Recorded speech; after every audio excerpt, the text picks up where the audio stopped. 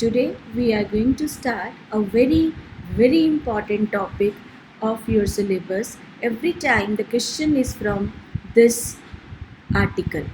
तो इस आर्टिकल को दैट इज़ गॉसला पढ़ने के लिए हम सबसे पहले समझेंगे what is Gaussian surface. Gaussian surface क्या है? Any close surface of any shape and size in this study is taken as Gaussian surface. The important line at every point electric field intensity is same. Gaussian surface एक ऐसा surface है जिसे हम draw करते हैं और किसी भी शेप साइज़ का हो सकता है, लेकिन इसके हर पॉइंट पे इलेक्ट्रिक फील्ड इंटेंसिटी सेम होनी चाहिए। ठीक है, तो सब we are going to start with a very important topic that is Gauss law in electrostatics. Question exam में आता है state Gauss law and discuss one of its application. तो गॉस लॉ की स्टेटमेंट क्या है? According to this law the total electric flux linked with any closed surface is equal to 1 upon epsilon naught times net charge enclosed in that surface in vacuum. इसको आप mathematically कैसे लिखोगे? Phi E that is flux हम पहले पढ़ चुके हैं is equal to surface integral E dot D S is equal to 1 upon epsilon naught times the total charge included in that surface. तो ये डेफिनेशन सिर्फ आपके सिलेबस में है, ये प्रूफ आपके सिलेबस में नहीं है। So according to this law flux is equal to Q upon epsilon naught. Q जो है वो चार्ज है जो गॉसियन सरफेस के अंदर है। जो भी चार्ज गॉसियन सरफेस के बाहर है हम उस चार्ज को यहाँ पे इंक्लूड नहीं करेंगे। तो आगे हम गॉस लॉ को कैसे अप्लाई करेंगे डिफरेंट एप्लीकेशंस में। ठीक है, तो very first very important application electric field intensity at a point due to uniformly charge conducting shell. ये इस बार CBSE में भी सेम क्वेश्चन आया था। Consider conducting shell of radius r over which plus q charge distributed uniformly such that surface charge density is sigma, that is q net upon 4 pi r square. इसको इस diagram से समझिए। ये एक आपके पास shell है, मीन्स जो बीच से खाली है, और प्लस क्यू चार्ज आपने दिया जो इस पे यूनिफॉर्मली डिस्ट्रीब्यूट हो गया। ठीक है, हम पी पॉइंट पे इलेक्ट्रिक फील्ड इंटेंसिटी निकालना चाहते हैं जो सेंटर से आर डिस्टेंस पे है। ठीक है, और इस सरफेस की शेल की जो सरफेस चार्ज डेंसिटी है वो है Q net upon 4 pi R square. तो पहला स्टेप क्या होगा? Draw Gaussian surface. अब हम ऐसा सिमेट्रिकल गॉसियन सरफेस ड्रॉ करेंगे जो इस शेल से बराबर डिस्टेंस पे हो, ताकि हर पॉइंट पे इलेक्ट्रिक फील्ड इंटेंसिटी सेम रहे।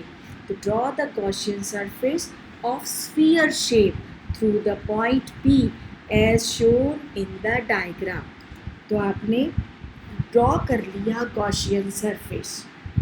अब आपका how to apply the Gauss law. Total flux linked with the Gaussian surface of course phi E dot D S Q net upon epsilon naught. यहाँ पे आपने गॉस लॉ को apply कर दिया directly. ठीक है, अब आप यहाँ पे क्या करोगे? पी पॉइंट पे एक आप छोटा सा ds सरफेस एज्यूम कर लो। ठीक है, और उसका ds सरफेस का यूनिट वेक्टर ड्रॉ कर दो। यूनिट वेक्टर और इलेक्ट्रिक फील्ड इंटेंसिटी, एरो को ध्यान से देखिए, पॉजिटिव चार्ज के कारण electric field intensity is outward, और इस गॉसियन सरफेस पे जो आपका यूनिट वेक्टर है एरिया वेक्टर है दैट इज़ आउटवर्ड, ठीक है। तो आप कैसे लिखोगे, तो ई और डी एस में एंगल कैसा होगा, ज़ीरो, ई भी आउटवर्ड और यूनिट वेक्टर भी आउटवर्ड।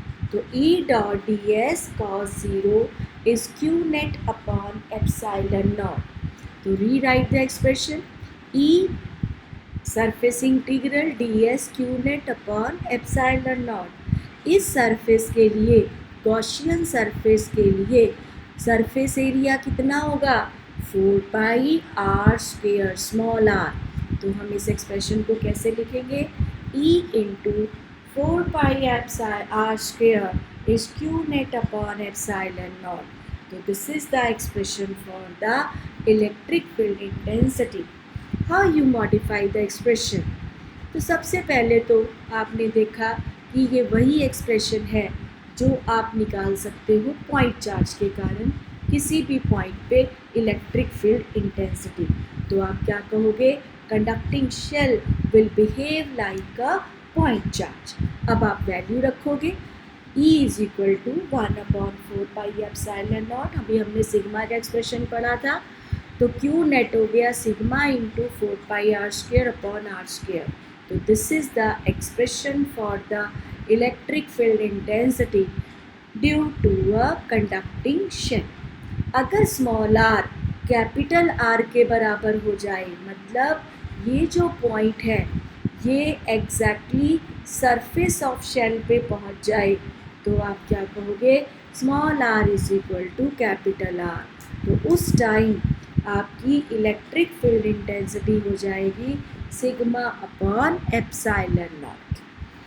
अब इसका सेकंड पार्ट, अगर p point inside the shell आ जाए, तो हमने ड्रॉ करा डायग्राम को दोबारा, ये आपका शेल है जिस पे क्यू नेट चार्ज है।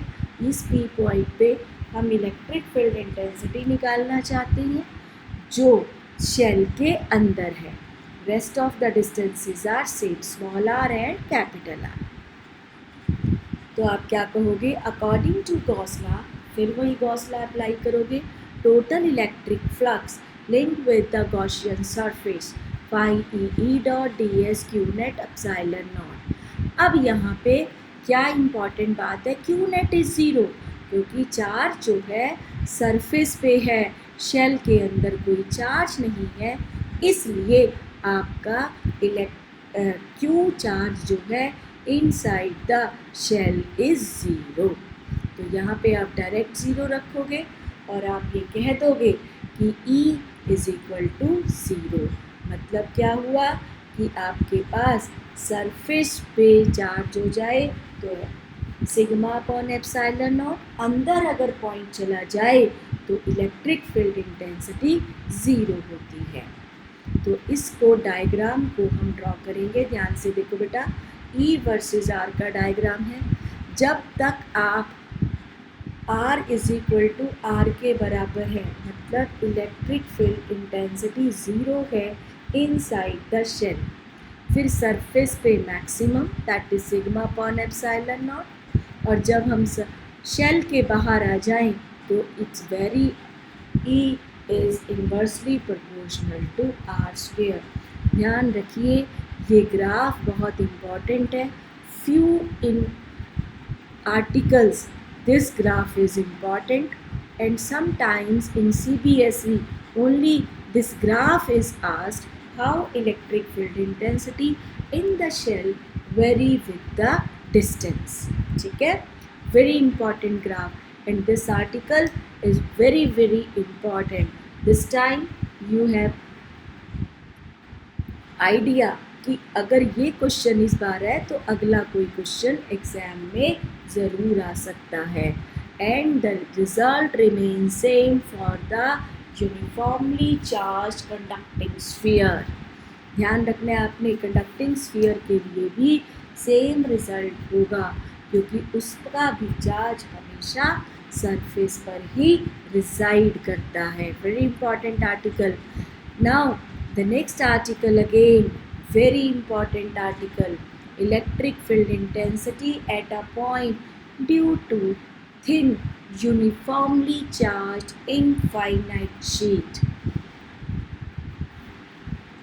हाँ जी, consider thing uniformly charge infinite sheet. Again let sigma is the surface charge density. हम क्या कैलकुलेट करना चाहते हैं? Electric field intensity at point p. तो पहला स्टेप क्या होगा?